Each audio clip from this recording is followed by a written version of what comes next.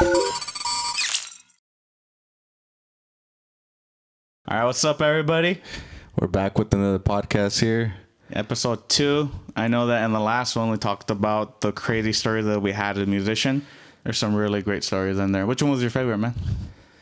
I think the gunshot one or the Culiacan. The Culiacan one? Yeah, dude. That that's was crazy. a good one. Mine was one where I fell like Eden Munoz during that one concert. Yeah, that was good. But this time around, we're going to be talking about money. Money, how much we make, and Yeah. how much everything costs. All in all, like the time invested to learn and all that. Dude, it's so expensive. Like instruments just in general. Good instruments in general are expensive, man. Have a funny story about that, but I don't know if I should say it. Now go for it, man. That's what this podcast is about. Nah, well, when I first started, like you're not making money. You don't know if you're gonna like the music or not.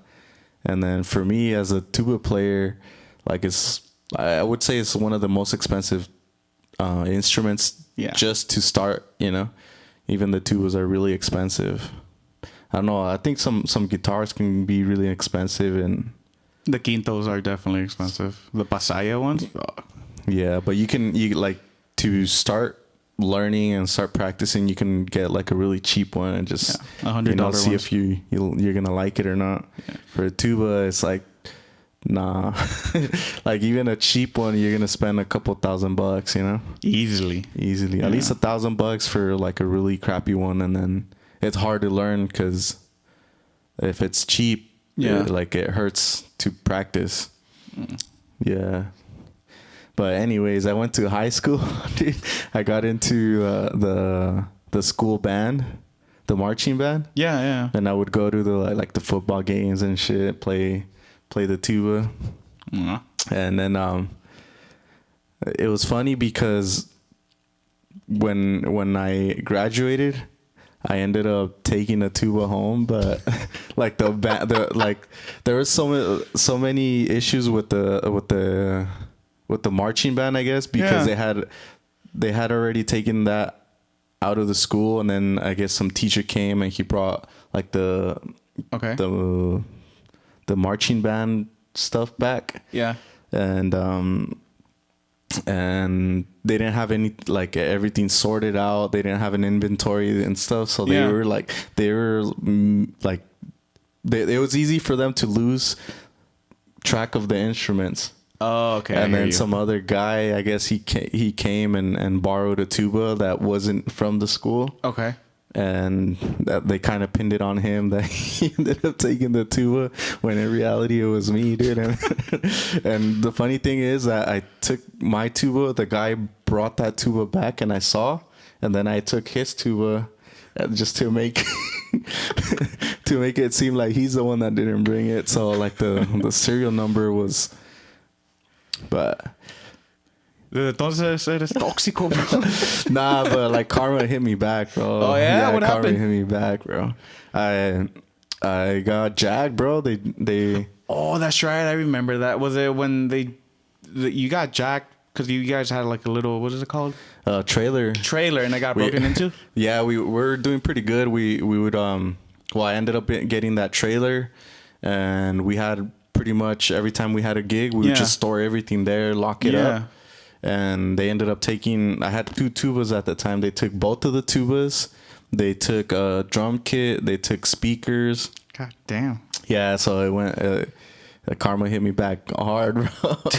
It was actually that same tuba that got jacked. And then another tuba that I had just bought, I probably had maybe like 4 or 5 months with it. How much was it? It was like 2,700. Oh, damn. So yeah, they got me back. Like karma got me back hard. So. Dude, I mean, just instruments are expensive. Moral of the story is don't steal a tuba from school. That's the moral of the story. Right? Well, yeah, but back to the reason why though is because it's really expensive, dude, and that it was hard. It was hard for me to get started, and I was already like really into it. Yeah. And yeah, I mean, I recommend, because I started with guitar, right? And I think if you start with guitar, it's a good place to start because you get the fundamentals down, like the tono, segunda, primera, and all that. But I mean, you could just start with a guitar with like $100, like the ones they sell at Costco. Yeah. Like just to begin with, it's perfectly fine. You don't need the top of the line unless you're rich. If you're rich, well, all like us, you know, it doesn't matter. Spend whatever money you want. But if you just want to learn and maybe you don't know if it's what you want to do, $100 is not that bad. Yeah. No, well, the thing is that, I mean, I didn't even know I liked music, bro, until because my dad was trying to get me into it since I was a little kid. Was your dad a musician? No. No. Oh, no. No. It was funny. I know. Because he was really into it. He just wanted me to do like some sort of instrument. He ended up buying me a guitar when I was, well, you know, like the cheap ones. Yeah. De la Pulga. Yeah. And then he would get like secondhand stuff. Well. Instruments. Like I think he brought home a clarinet once, and he brought home an accordion. Okay. But I didn't really like it, bro. I was more into like hip hop and like just English music, you know, at that time. And then once I got into it, it was like I want the tuba. So it was kind of like my dad was already like, dude, like I've given you so many instruments and trying to get you into it. You've never liked it. It's just like a little phase. Not gonna like it. And then to invest all that money, and it's, you know, for my parents, we're poor, so it's like hard, you know. And then, yeah, that's why I did that. No, it's expensive. I remember when I started, my parents didn't even buy me. Well, actually, that's a lie. So my dad had a deal with me. He's like, if se me toca las mañanitas, like any day that you actually play the mañanitas for me, that's the day I'm going to buy you a guitar. But in my mind, I was like, okay, how am I supposed to learn to play the mañanitas if I don't have a guitar? Right? So I ended up just reaching out to my uncle. And that's probably the point. I know, that was the point. Just not to spend money on it, right? But I reached out to my uncle. He played guitar for church, and he's the one who let me borrow a guitar. He's the one that taught me. And then, now that you mentioned it about like getting robbed, dude, I got robbed too. So then we end up going to Mexico. I was like maybe 16 at this point. And my dad had promised me he was going to buy me a guitar. So he bought me a guitar out there. He bought me an Ovation, like the one that you guys had, the black one. The 12-string that George had? Yeah. So he bought me one of those. So I was happy. I came back. But within like, I want to say 6 months, I ended up going to Denny's after a gig. And we were just eating there. And then I come back to my car and it's broken into, man. And they stole my guitar. That's crazy. I feel like every musician that I know has gotten like their instrument stolen at least once. Dude, lo que más me dolió was that it was signed by Jorge Gaxiola from Voz de Mando. Damn, dude, that sucks. Yeah. I was so pissed, man. And it's probably like some homeless that didn't even know who that was or how much that guitar was. He probably just erased it just to sell it again. But yeah, dude, things are expensive. I just actually bought a Bajo Quinto, and I bought it out of necessity, and it cost me $2,200.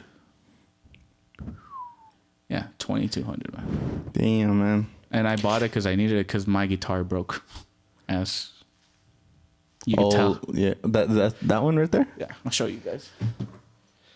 So the neck of it ended up breaking, as you could tell from right here. Oh, snap, bro. Dude, I was so pissed because I was mad because I couldn't get mad. So what happened was that we had a gig in Soledad, and it's windy as hell out there. So I was setting we had set up everything, and I was setting the audio. So we had a wireless, because we use the iPad to set up the audio. Oh, okay. So I was in the back just trying to like listen to everybody playing anything. And I had my guitar on a stand, on a microphone stand. Yeah. Well, I didn't put it there. It was one of my bandmates, but he's going to say that this is a lie, but it was him. I'm pretty sure it was his fault, man. And a gust of wind came in, and they had a carpa, so the gust hit the carpa, and it hit the guitar, and it just fell. And it snapped. And it snapped. Everybody in the party got quiet for a moment. They just looked at me, and I was like, no, not this shit. So, yeah. And how much was this guitar? This guitar was, with taxes and everything, it came out to $1,500. You know what's the messed up part about this? That if I want to get the neck fixed, the neck by itself, which is the part that broke, it's $1,000. Damn, that sucks, bro. Dude, I was so mad. So that's why I bought the Bajo Quinto. I didn't want to spend $1,000, so I spent $2,000. logical, logical thinking of a man, dude. of a musician. It's funny. Yeah, and it doesn't. I don't know the amount of pricing. The prices for the instruments compared to the amount you get paid sometimes doesn't match up. Yeah, and then what I hate the most, dude, is when cuando te sacan cuentas like, oh, you're gonna make $100 this hour and like charge me cheap. It's like, nah, you don't know what's behind all of this. I remember when I first started, and I'm pretty sure you have a different price, but for me, I was getting just about like $40 an hour. When I first started, yeah, that's roughly what I was getting. 40, $50, because I started it with the banda. Oh, dude. So I've never been with the banda, but I heard that banda members get paid less than norteño or sirreño. Yeah, usually this happens everywhere where there's an owner of the banda and he takes a cut, and then he pays like $50. Like an average banda is gonna be like $50, $40. Wait, so and then like if you're like a drummer and you're like average, probably like $30-$40. Wait, so the drummers, the taroleros, get paid less? Yeah, it depends. Like if they're really if they're really really good, then they do get like maybe $50-$60. Okay. But if they're just average, you're gonna get like $40 because. So you're telling me that all these famous bandas, like the one with La Banda de René Camacho, that's Arrolladora, right? Yeah. That old dude makes more than all the other guys combined? Yeah. No. Yeah, the owner always takes like a big ass cut, dude. What? More than the singer? Yeah, he'll always say, "Oh, it's because I gotta promote. I gotta do the contratos. I'm the one that has to get the gigs. I have to, like, if they have a bus or something or a van, it's like, oh, I gotta maintain the bus." And it sucks for the person paying for it, right? Because banda is one of the most expensive ones. Yeah. Usually it's the most expensive, and then it's a luxury at this point. Yeah, the ones that get paid the most are either the singer or the tuba player. Yeah, tuba players are very well paid. Just in like norteño, sirreño, or banda, they're really well paid. But yeah, like the way they're sorted out too is if they're really good, then they get paid more. So it has to do with like how good you are, and yeah, pretty much like what instrument you play and how good you are. Yeah. If you set a bigger standard and you get the quality of the banda. So where you get paid like really good. So at your peak, at the top of the line Kevin, like the best Kevin player there is, how much were you making an hour? An hour? Like the peak. What was the maximum you were getting? Like 160. 160 the hour? An hour. Oh, damn. That's crazy. Roughly. Well, I mean, it's crazy because it sounds good on paper. Like, you play for 4 hours, you're making like close to $600. Yeah. I'm not good at math, so I'm guessing. But you're not taking in consideration the hours of practice, the gas that you put in to go to practice, the freaking peleas with the girlfriend, the freaking you need to practice at home, not just where you're like with the banda, but you also need to practice at home. Yeah, and carrying the equipment, dude. Well, it takes time, you know. Like when I first started, I wasn't making not even $100 after like playing the whole day. Okay. Like when I first started with the banda, they would give me maybe like $60 and we would play like 5-6 hours. But I ended up leaving the banda scene for like to go with like George pretty much. What was that, norteño, right? With norteño, yeah. Norteño, it was guitar and accordion and tuba, and then that's when I started getting a lot better though. We started going to restaurants, bro, and like catalonear, like, you know, $10 a song, and yeah, we would play for a lot of hours, dude, and I wouldn't make shit because like we would all pitch in, we'd all go in one vehicle, and we'd all pitch in for gas. And pretty much we would eat somewhere out there, depending where we were at. I see what I see. Yeah, and like pretty much anything that we would make, we'd just kind of pay for food, gas, and then it was kind of like, oh, well, $50 each or something, you know. And we'd be there like the whole day, bro. We'd start on the weekends. Yeah. Desde que abrían los restaurants. En Los Altos or what? Yeah, and when it was good, bro, like we'd end up like at some house, but it's still not enough, you know. Yeah. No, I think for this kind of music, if you want to make a living out of it, you need to do the private house parties. Yeah, definitely. That's the way to go. Yeah, because usually, and it depends on where you're in. If you're a banda in a house party, you're probably not gonna make that much because it's not. Well, I don't know. Do they charge less for a house party than for like a wedding or a quince or something like that? Yeah. So so you get paid less. No, it's actually you would make more on a smaller party than like a big event. Why? Because usually in big events you like the bandas charge a little bit more, so you would only make 1 or 2 hours. Oh. And that was it. And sometimes you can't get another gig because usually those type of events are kind of far. Yeah. Or, you know, like, so you can't. Or it takes forever to book that day or something because you're too far out. Or it takes forever to break down the sound system that you use too. Exactly. So yeah. So I feel like small house parties is where the money's at For bandas. You get paid less, but you get more hours. Yeah, you get more ultimately hours. you get more. Yeah. And then it's like a lot less setup. So yeah. No, it's easier too. Al Viento would be cool. Just a singer. I seen it happen where it's a whole banda and just a singer has a bocina. Yeah. Yeah. Yeah, that's a it's very common thing. And it sounds good. Yeah, it's But for pretty norteño, decent.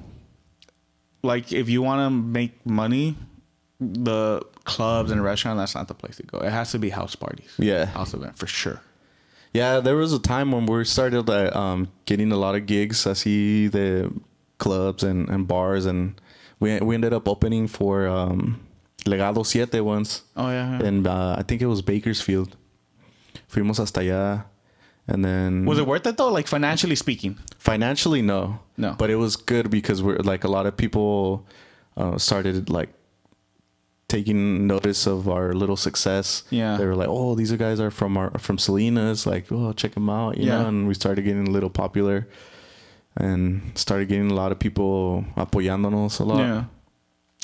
And yeah, it was cool. It was fun, but money wise, like I think we were charging like $600 or $700 for those events, but we would have to drive. That was 6 hours from here, right? 5 hours? No, it's like 4 or 5. 4 or 5. 4 or 5, and then obviously we can't double book that. Yeah. That day, so we would drive 5 hours over there, just wait to set up, sound check, play, and then drive back. Was that the day that George made you drive late at night because you had to work the next day and you were like falling asleep on the wheel? Was it that one? I don't remember that story. Remind me. All right, so you were knocked out on the wheel. Never mind then. No, probably not. Or was that the one that... No, never mind. No, I might be wrong then. Never mind. There's a story. You told me once where... Because we were talking about like driving while sleeping, and you told me that George made you drive one time because the gig ended, and then he was like, oh, well, I got to work tomorrow. Hazme el paro, you drive. And you're like, oh, the best way to stay awake is roll down the window and eat some seeds. That's why you told me. Did I? I don't know. There was a lot of times, you know, like there's a lot of times where I would always drive though. Like he would always drive, but whenever it was time to go to sleep or he was tired or whatever, yeah, I would drive. Por eso eres troquero, güey. I think so. Huh? It was meant to be. It was meant to be. It was meant to be, man. Which, by the way, just small little pause there. Congratulations on the new job as a truck driver. Thank you. Yeah. New vlog coming up for truck driving or what? Yeah, that's why I haven't recorded anything, dude. I've been kind of stressing on that, but working on all of that, getting everything sorted out. So all right, so it's coming soon. So wait for it. Yeah. But No, but just making money in music, it's hard. It's very difficult. I met this one guy. He used to play with La Creación. Yeah. He was the accordion player. I think he was like the middle accordion player, not the first one. I think he was like the second one. And I met him at a party actually because it was a house party and we were playing. And we just started talking about being a musician and money and just the realities of it. And he told me, he's like, look, if you're gonna do this as your main job, it's not gonna work out. It's definitely not gonna work. If you're gonna do it as a side hustle, that's fine because it's side money. But you can't depend on being a musician for your main income. Yeah, I think that's where I messed up. Yeah. Because I started making money quick. Well, I was young, you know, so like more than like $500. I was like, oh damn, you know, I'm balling, dude. And then it was consistent. So sort of like there was a time where it was really consistent for us, and I was making close to like anywhere from $1,300 to like $3,000 on a weekend. Yeah. But we would work like Friday, Saturday, Sunday. 8-hour shifts, basically. Yeah. And it's late night hour shift, so graveyard shift. Yeah, and then pues en las mañanas también. Sometimes we would play in the mornings, and then literally graveyards. Yeah. In the mornings, and then go to our main gigs and stuff like that. You know, serenatas, everything. And yeah, we was making cool money, but I got used to it, dude. And then, you know, getting a job was just kind of like, why? I don't need this. But then it dies down too, you know, all that, like that momentum just dies too, and it's hard. No, I think it really dies down in these months to come, like January and February, because everybody spends money on Christmas and Thanksgiving and all that. So for us, at least January and February are the driest months. Yeah, and then a lot of people, like at least the people that are willing to throw parties and spend money on like Grupo and do all this stuff, are usually in Mexico doing all that. Yeah, they start heading out. Yeah. So we don't. This slows down. And those $3,000 that you were making a week, it sounds good, but if you stretch everything that you earn like for the year, it doesn't add up. Yeah, definitely, dude. It's just. And then no health insurance, no benefits, no nothing. That's what kills too. Yeah. Something happens, bro, and you gotta pay out of pocket. Yeah. No, for me it's the same thing, man. Because I get paid. Like I get paid well, but I already know about like 45% of that is gonna be re-put into the music because I need to buy strings. Which, by the way, strings are freaking expensive right now. And then I use double, so I gotta buy 2 sets of them. Sound equipment is ridiculously expensive. I don't know how much you put into sound equipment, but we have put easily like $4,000 in. Yeah, the speakers. Yeah. Well, right now, like you could get your money out of like the speakers, but before, like when I first started, dude, especially if you steal them from them. Oh yeah, dude, they're stolen. You're good, bro. If you steal them, you get 2 tubas with it. No, they're expensive, man. Yeah, it sucks. Anything that has to do with audio and lighting is expensive. Like these mics, they're like $250 each. I'm over here spitting on them, bro. Yeah, don't spit on them, man. All this equipment is expensive. So I mean, at the end of the day, it doesn't add up. And then I don't know about you, but me, after every gig, I have to go eat. Yeah, if they don't give you food there, dude, have you been to a party where like at the end they're like, oh, you guys took some like too many breaks, and then we gave you guys food, so you guys got to play like another hour? I'm like, nah. So I haven't been to one of those, but I've been to ones where they don't offer us shit. Oh yeah, yeah. It's happened to us too. So I remember this one because I went to, I think it was out in Lompoc at the time, or somewhere around Bakersfield. I had a gig out there, and we had a bautizo. I remember it. And you know what was messed up? They put us right next to the food area. So you guys were just watching everybody? Yeah, so like we came in because it was a Friday gig, I still remember it, and everybody came in like barely on time because we worked or we had school, we had something going on, so we went straight to the gig. Like we didn't have time to eat or anything. So we were in the group chat. I was like, hey, are you guys gonna stop for food? I'm like, nah, well, we're pretty sure they're gonna give us some out there. I mean, it's a party. But nah, man, they didn't give us anything, man. They just are like, oh, well, here, you guys set up here, you guys play, and then let me know when the 4 hours are up, and then we'll just pay you guys. And usually I'm that kind of person that doesn't just like to get anything unless like they tell me like, oh, it's cool if you want food or anything. Yeah. Like, go for it. Ahí está la cerveza or whatever. But that time, nah, bro. And they put us right next to it. I was playing the drums, and then the cake was like right there next to me. No, yeah. Well, there's one time where we played at I forgot what kind of party it was, but I remember that little glimpse of it. Yeah. Very clear, because I remember someone saying like, hey, like are we gonna offer them food? Let's give them food. And like, no, they're like musicians. Like, like they're not part of the party. Like, they're not in like guests. Yeah. You know, so we're not gonna give them food.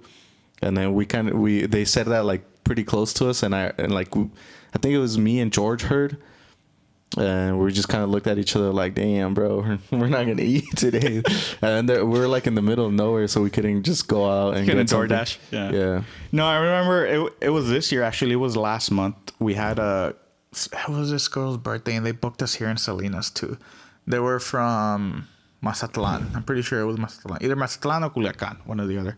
But we were just, we were playing, having a good time, animando la gente, which we were talking about last time. Like, you gotta animar a la gente. Yeah. Hype them up. So I was like, hey, who wants a shot? And like, because there was this girl that had the bottle. The girl that hired us, like, she was passing out bottles. I was like, hey, you're next. And this one girl that was next to the girl that had the bottle was like, oh, now it's time for the musicians. And I vividly remember this girl grabbing the bottle and be like, nah. Not them. And me and the singer just looking at each other. We're like, pues ni modo, it's not going to be tonight. We're not drinking tonight, I guess. Damn, bro. Yeah. That's crazy, though. I know, it's kind of messed up. That's rare, though, like when you see those type of people. Like Which, I mean, if you think about it, it kind of makes sense. Because, like, even if you go to work, they don't give you lunch. Like, it makes sense. But from a moral part of it, there's mine, it's kind of messed up. Yeah, that, and it's just like, I guess we're just so accustomed to always being received with like open hands and like, hey, beer. Like, usually wherever we would go and start setting up, like, hey, you guys want beer, food, like, we got you guys, water, boom, boom, and right away, But I think it's the Mexican side of us. Like, of people, like, very open. Like, well, you go to a Mexican party, you leave with a plate of food for, like, 3 days. Yeah. And that's the other side of it. There's been gigs where, like, people are really nice that they give us, like, so much food to go to all of us. Yeah, that's the other good side that of it. happens, too. Yeah. No, and I mean, I love those kind of people. I was putting on weight, bro. And I'll tell you what, though. I finally reached my taco limit. I'm tired of tacos. Yeah? Every tocada, bro, tacos. I'm Mexican. I love tacos, but eating tacos every Saturday for like 46 weeks out of the year, it gets to you, man. Yep. Nah, I still love tacos, bro. I just had some yesterday. Tacos are... My tia made some... What kind? Some de cachete. De cachete? De cachetes. That went straight to your cheeks? Yeah, bro. And some asada ones. Cool, homemade. That's cool. Dude, my favorite ones are pollo. I like the chicken ones.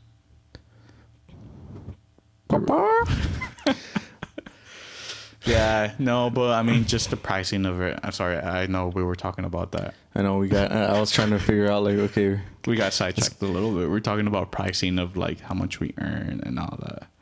Yeah, no, it's because, like, people don't take into consideration, like,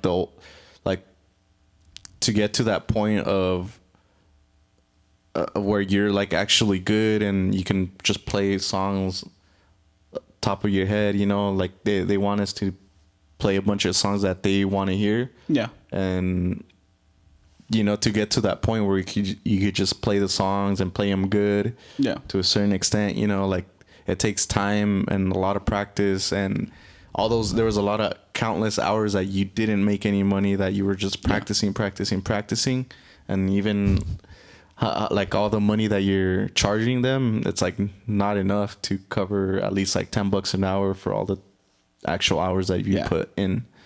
Yeah. No, and it's true. I think if you want to make money in this, is exactly what you said, where you need to be versatile and you need to be able to, on command, if you don't know a song, figure it out. Like, have that ear for it more than anything. Yeah, like you do. Like, you play the drums, bass, guitar, and requinto. Yeah. And then the bajo quinto. Yeah. Damn. And and the reason why I got into that was because I quickly realized is that if you just stick to one instrument, you're gonna be good at it, sure.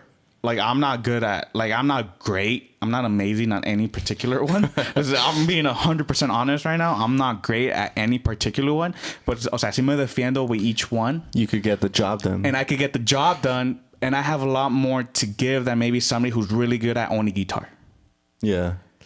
because now I have an option. Now it's like, oh well, we need a drum player. Oh, well, I could go do that. Oh, but we need a bajo. I could go do that. We need a bajo quinto. I could do that. Like I'm not limited. We need a sound engineer. I could go do that. We need somebody to record. I could go do that. Like to make money in this business, you need to branch out and not just stick to one thing. Yeah, precisely. Definitely, because otherwise you're never gonna have gigs. If you don't have a grupo, like if you want to be doing that where you're just jumping from grupo to grupo because all you care about is the money and you're trying to get out of like financial debt or something, which is a good thing to do, then you need to be knowledgeable in more than one thing. Definitely. Yeah, definitely. Yeah, I think that's why I branched out of like music too, because once the grupo start, like the Fuerte Impacto started just kind of like not doing, I guess we were falling off, you know? Yeah. And I was already used to like just making a certain amount of money, and that like the grupos I would go talk to that wanted me to go play with them and stuff, it was just not going to be the same, you know? Exactly. And I was like, oh man, you know, it's getting kind of like over it, you know? I didn't want to make less anymore. It's a damn relationship. That's what it is. If you're in a grupo, it's like a relationship. Yeah, I got to keep everybody happy, bro. You got to keep everybody happy. And when it ends, it feels like a drag to begin a new one. You got to start again with what's your favorite color? You got to start from the bottom. And you te tienes que acoplar. You got to learn how to play with them and their style too. Exactly. And stuff. Or if like, because what I love to do, and I did it with this last group, was like, it's a bunch of people that know how to play instruments, but they've never played norteño. Like they never played regional Mexican. One of them was a metal drummer. The other one was reggae bass player. And then the other one was barely learning how to play accordion. He was 15 at the time, so he was barely learning. And then the other one does like the Mexican vibe, but un poco flojo. But yeah, that's what I love to do. I came into the scene with them, and they really didn't have a style per se. Yeah. But they kind of did at the same time. So I just guided them in the sense of how you should play Mexican regional norteño music. And then we kind of develop a style because our zapateados are heavy, man.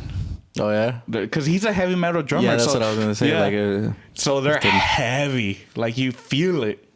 That's clean, bro. And it's a difference. Like people are like, "Oh, you guys play good," and it's like it's just different style compared to like maybe other people are doing. And each grupo has each banda, each norteño, each tiraño, they have their own style. Yeah, I want to hear you guys. I don't think I've ever heard you guys. You haven't heard them? No. Yeah, our zapateados are heavy. Definitely big time heavy. Our cumbias too. Yeah. He busts a lot of like the... Do you have any videos by any chance? We have a couple of videos. Yeah, show me later, dude. I'll show you later. I'll post it on the comments. Yeah, for sure. Yeah, and it takes a while for you to develop that style. And I think the moment that you realize you develop it, it's when you need to improvise a song and you could feel what the other person is about to do. Yeah. Yeah, I feel like that you guys got to get to know each other, and once you do, that like the styles just mesh up and line up whenever you guys are going to do like some adornos and stuff on an improvised song. Yeah.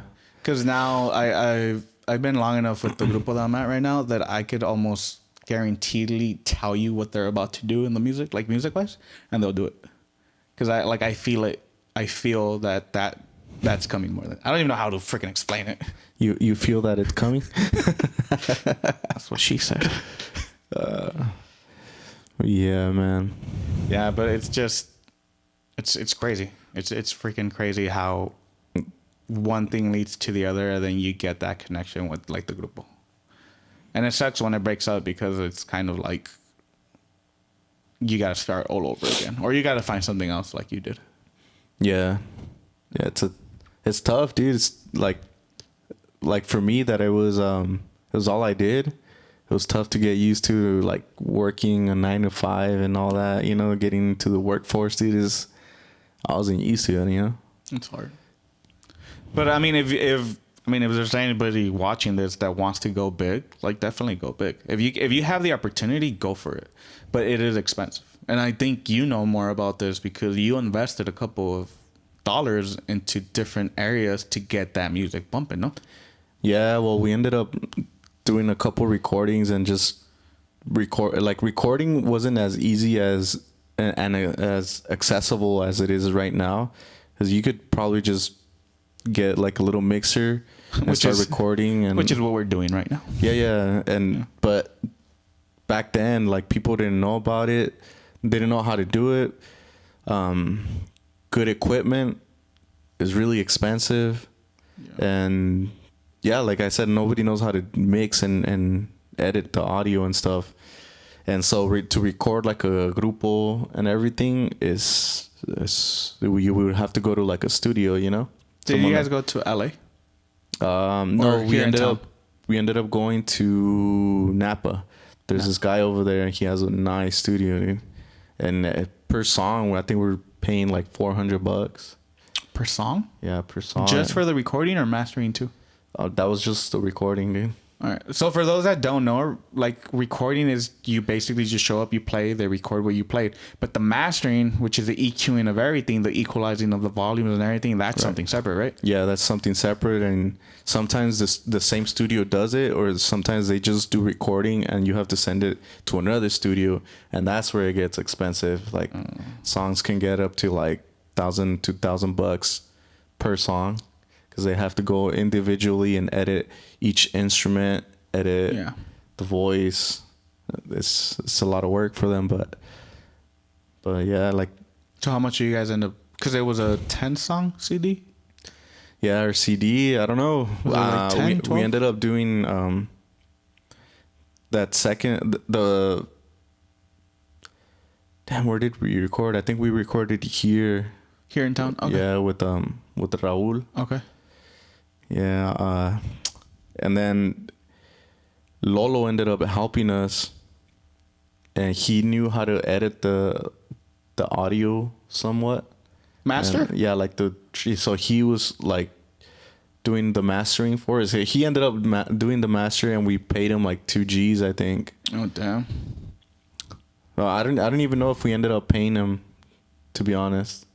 I just remember that he said like that he would give us like he would do it, and then we'd pay him with time. And we were doing a couple of payments, but we got sidetracked because he was the one that got us together, dude. Like, to do Fuerte Impacto, it was because of him. Oh, really? Yeah, he's the one that introduced us to Mochomo, and yeah, well, he pretty much got us together and told us to do like a little project, and he was gonna help us out since he already had connections and stuff, and that's how we ended up in that studio. And yeah, for that studio, I think he charged us like $250 per song, and it was like 10 songs. So that would be $2,500. $2,500 just to do for the studio time, and then Lolo ended up doing the mastering, which is still in debt too. Jeez. Yeah, I don't know how much we paid him. I don't know if we actually paid him or not. He's gonna watch the video and then hit you up. I remember George was like in charge of that, and we would pitch in money like from the gigs. We're like, okay, we're gonna put this money aside for this, money for that, and then we're gonna. Which is what we're talking about. You think it's just like, oh, here's $500 for the gig, but then you gotta divide those $500 into everything that goes into it. Yeah, and there was a time where I remember when I first got jacked, I didn't have a tuba, and luckily there's a music store that like they've never rented out instruments, and I went up to them because they were brand new. They had just opened. They probably had like less than a year open, and I ended up going over there, and I was like, look, man, like, this is what happened. I explained the situation, took my tubas, and I have a gig right now. It was that same Saturday, I think, that when everything happened. And then they're like, I asked them, I was like, look, I'll give you like $100 or something, but just let me use it for today, and then, you know, I'll figure it out. I'll try to buy another one or something. I just don't have the money right now. And then they ended up having the owner to come over and pretty much analyze the situation, and he was like, you know what, yeah, I'll just charge you $50, take it and bring it back, and it's cool. Because I would always buy stuff there, so the owner kind of knew me, but still they would never rent out instruments, and especially the tubas, because tubas were hard to come by, and they only had like 3 of them, so they just didn't want me to scratch it or anything. So, but yeah, what was I saying? We're talking about Lolo and the mastering and how much that was. Damn, I blanked out, 'Cause bro. we were talking about how you also invested money in cities to bump up the music and the radio stations. Right. That's what you were gonna talk about next. Okay. Well, I guess I would just scratch that off and then keep going with that, dude. No, it's because I saw that and I was like, oh, that's something else that people don't take into. Oh, that's what you were saying, that people don't take into account. Like once we get paid, it's like You distribute that the we money. distribute Yeah. the money. So like when I got jacked, I actually had to pay, and I ended up doing this for a couple of months, not just one weekend, because I kept asking for the tuba, and then he would charge me $50, and then sometimes we would have like 3 days, so I would pay just $150 Oh, $50 per day? per day. Oh. So I would have to pay $50, Per day? $150 per weekend, pretty much. Damn. And then sometimes we would end up playing like super late, and I would wake up late on Monday, so sometimes I would have to pay the Monday too, dude. And so yeah, dude, it's crazy. It just adds up, and not all the money gets pocketed, you know. It'll be nice if it's just like, oh, $500 just for me. Like that'll be Yeah. nice. But you gotta the gas, dude, the gas prices, and it's not just the gas to and from the gig, but for the practices. No, and there's some grupos that don't have their own sound system, so they're always renting it. Yeah. They're always renting And it. renting a sound system is also by hour, and I think the cheapest one that I found was like $100 an hour, Yeah, I've seen it. and it's a crappy Sony. It's a JBL speaker, like the story you told last week. Damn, bro, that's crazy. Yeah, and it's just really expensive, and it looks nice on paper, but once you get into like the numbers and dividing, and here's your cut, here's this part, you gotta pay for the strings. This cable doesn't work. We need to buy a new cable. All right, I feel Dude, it. and And then the cables aren't cheap, bro. cable. People think like cables are cheap, but they're not. Yeah. A cable like the one that we're using right now, it's 25 feet for $50. Yeah, and you have to get the good ones, because if not, Yeah. you'll get like feedback, and you don't even know where it's coming from, and it's just a cheap cable Yeah. that's doing it. Yeah, Throw off it- your it- whole sound It's check. Exactly. It's best just to get the good ones.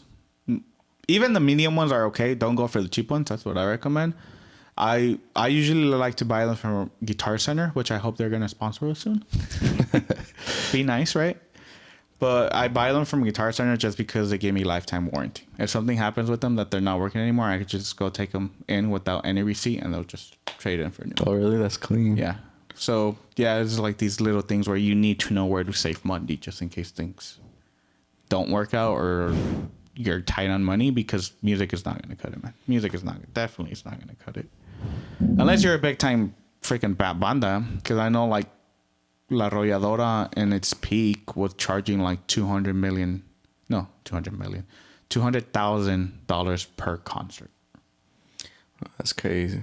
Have you heard of those stories about those musicians that they don't get paid? No, Like they'll get paid at like $1,500 a month. $1,500 a month Yeah. from like big grupos. Yeah, like big bandas and all that. They're like, oh, we guarantee we'll pay for your the trips, your hotels and stuff, but You only have $1,500 Yeah. in your pocket. yeah. That's messed up. You can't live off So, $1,500. but for them, like usually they get the musicians from Mexico, and like for them it's like yeah, that is a lot in of money. pesos, it's a lot of money, you know. But when you think about it over here, it's like you ask them, and they tell you like, oh yeah, we're getting $1,500. Like it's a lot of money. It's not. And it's not. And I'm like, damn, bro. And So then they're- and then you find out that the banda charges like 200,000. It's like, but bro. Yeah. Yeah. That's, And even in there, like you could say like, oh, la banda, like let's say La Arrolladora, right? They're charging like 200,000, and then you see like 20 ways, right? You're like, oh, each one of them is getting like 10,000. No, because you still got to carry the sound engineer guy, you got to carry the promo guy, you got to carry the security guy. Like there's so many people that revolve around one big grupo that it doesn't work that way. Right. Dude. And it's That's messed good. up because usually the one that gets paid the most is the promoter Or the owner. or the owner. And it's the Yeah, people no, who I do know. the least. I played with a couple of bandas, and I've always heard the stories like after I leave or something where the band ended up breaking up, or a lot of musicians left because they find out how much the owner was actually taking from the gigs. I mean, at the same time, I can't even hate because it's a business. Right, Like right. if that's what you did. Business wise, I get it. Yeah, He's a I hustler. understand it. I mean, if you're the owner and you basically put all your time and effort into making something happen, and these are, I mean, quote unquote, your employees. Like, I also get that part of it, but it's really messed up that the people who are at that point, the people are doing the actual work of it, they're not getting paid well enough. Yeah, well, that's how it is. I think in most grupos too. You know, like it's hard to find grupos where you're actually that everybody agrees that they're gonna divide the money equally. Yeah. You know, from other musicians, that's what they've always told me. You know, because we're making money with the grupo, with George. A lot of musicians would come up to me and ask me, "Hey, how much do they give you?" And I was like, "Oh, well, we divide the money equally," you know. And they would be surprised. They would be surprised, like, "Oh shit," you know. Usually the owner or the one that has the sound system charges more, takes more money home. No, and that's true because that's or what I do. because I'm new, they give them less. Yeah. No, that's exactly what we do in my grupo right now is we divide the money equal. So this is how we do it. We have the total amount that we earn during that gig. Right. So we put aside $100 for the band just in case like we need a cable or something. Like each gig we put aside $100. So that's band money. Like we don't touch it. That's just band money in case we need some sort of like equipment like quickly like that. That's the way we do it. But then on top of that total, so that's already $100 less. And then on top of that total, I take extra $100 because I carry the sound system and then I set up the sound system. So the sound engineer. Yeah, so I'm I'm kind of getting a little bit more, which $100. Being 100% honest, $100 is nothing compared to the kind of the chinga que es having to do all that, man. Fucking carrying everything Yeah, and having dude. to, like it's really nothing, and it's And then you have to carry it twice, like loading it to your car and then unloading it when. Well, they you go help home. me load it up once we're done, which is the agreement that we came up on, and then so we take those $200 out, and then the rest of it we divide it equally. No, yeah, well, I mean that's fair though because you're doing more work. Yeah, and that's then if you bought the stuff. And we were having a lot of issues because of that because people were like, "Well, I don't want to carry the sound system. I don't want to start it." And then we talked about it and we came up with that idea. And I told them like, if somebody else wants to do it, you guys could do it. It doesn't have to be me. Like if one of you wants to carry the sound system and start it, you guys want that extra money, go for it. Like for me, it's better because I just show up, plug in, and go home. Yep. But yeah, so that's the agreement that we came up on. And it seems like a little bit, but then I started doing the math. And I was like, okay, let's say we have 30 gigs this year. That's an extra $3,000 in my pocket, which is not that bad. Which 30 gigs is really that's not. pretty good though. Yeah, pretty 30 gigs is really... ¿Dónde estaban esos $3,000? Exactly. But I use that money to put into like stuff that we're using right now. So kind of just reinvesting it. Nice, dude. Yeah. Because again, like we were talking about, is this your way of telling me that? No, and it's just because what we were talking about. Like this can't be your job. Like I have my main job that I do, and everything that I earn from music, from what we're doing right now, it just revolves. All that money just stays in here, revolving around all this. That's good, man. Yeah, that's good. Yeah, I just think that's the way it should be. All right. Yeah, you need to invest and try to have some passive income, some side income. Exactly. Yeah, even me, dude. Like with the trucking. Mm-hmm. Yeah, that's why I'm here, bro. I'm trying to just like make some extra money because, you know, you never know. No, and that's the way it has to be. You have to have a side hustle. You need to stick to it. You need to just find something. It doesn't have, like we're talking about music because it's what we know, but it doesn't have to be music. Like if you're good at doing something else, photography or whatever it is, maybe selling stuff, making things, like whatever it is, your side hustle, then freaking go for it. Yeah, man. I feel like if I would have known this, or maybe because I was young and just stupid, but like when we're making money, I should have just gotten a job like regular person and then do that as my side hustle, even though I was making more money. Just to your main job as a side hustle. Is that what I said? No, you know it's funny because at work, I told them what I do, and they're like, "Oh, that sounds like a good side hustle." I'm like, "No, this is my side hustle. This work that we do Monday through Friday, this is my side hustle because I make more out of the music than actually working here all week." Yeah.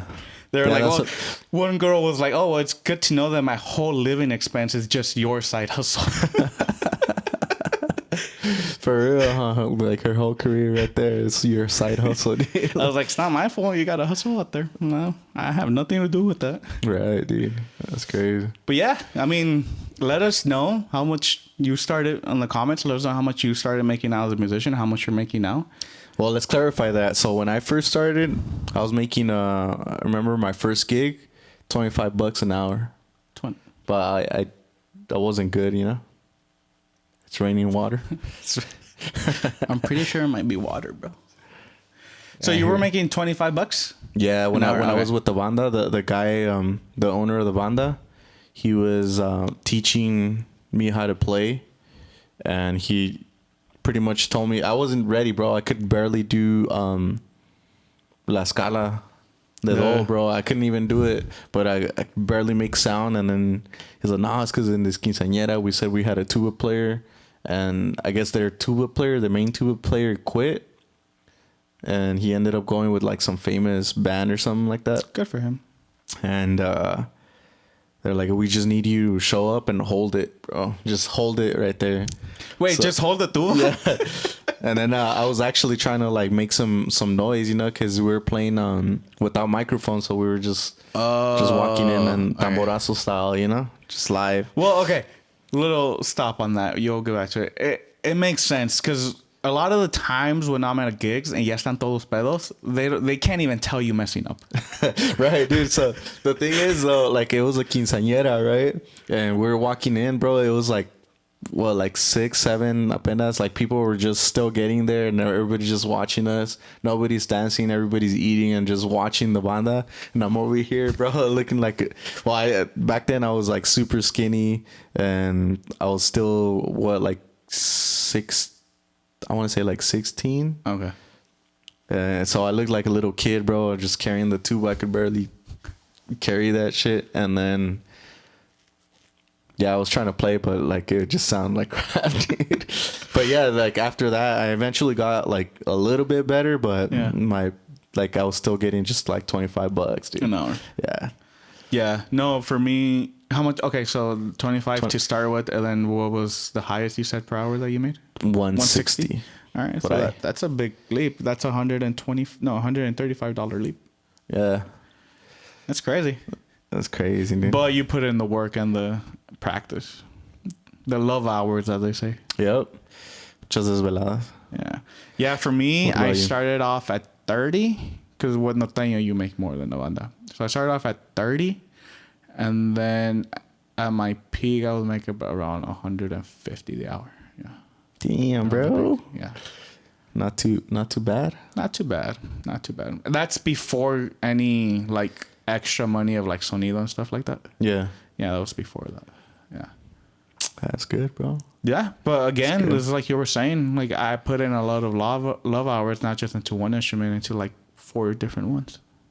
That's crazy. Yeah, but yeah, it's worth it. It's not just like for me, and I know this is the episode about money, but it's not just about this. This is not the reason why we got into music. It's part of the reason, but it's not the only reason why we got into music. Well, at least for me, I don't know. I got into it because I thought I was gonna get more chicks, bro. To be honest. No, same, man. I got into it. I remember I was in middle school. I was like, "Fuck, I need a thing. I need something." So I was like, "I'll go into music. Screw it." Yeah, no. It didn't work for me. Yeah, it was. My intentions were just kind of like, oh damn, I find it like I just got into it, and then I just wanted to get chicks, bro. Pick up chicks. I wasn't even thinking about the money, but then, money started pouring in. Pretty like those much. videos, those rap videos. Te llovía el dinero. Started coming in, bro, every weekend. Yeah. Everybody wanted to hire you. Like, oh, let's go. Yeah. Start making the money. Yeah. Nah, but I mean, it is a good money. It's a good way to make money, man. But it shouldn't be your only income, definitely. For sure. I guess that's the moral of this. The moral of the story. Of this podcast episode. All right, well, yeah, let us know how much you guys are making. or how much Or you how want much to you- make. Yeah. Whereas, Mas, tell us those crazy stories about the grupos that didn't want to pay you how much you were worth. When they call you out on that sacan las cuentas, like you're gonna make this much, play us another hour for cheap. Yeah, You're still gonna make this much. They start telling you like, look, you guys are 4. If I pay you guys $200, you're making $50 an hour. That's more than I make on my job. Yeah, dude. Yeah. All right. Well, then we'll see them here next weekend. Next weekend is gonna be a good one, man. Right. What are we gonna talk about? We're gonna talk about the new corridos. Corridos. The new versus old, bro. The I new feel like versus this is old. gonna be a good one. I don't know. I'm gonna say it right now. I am for team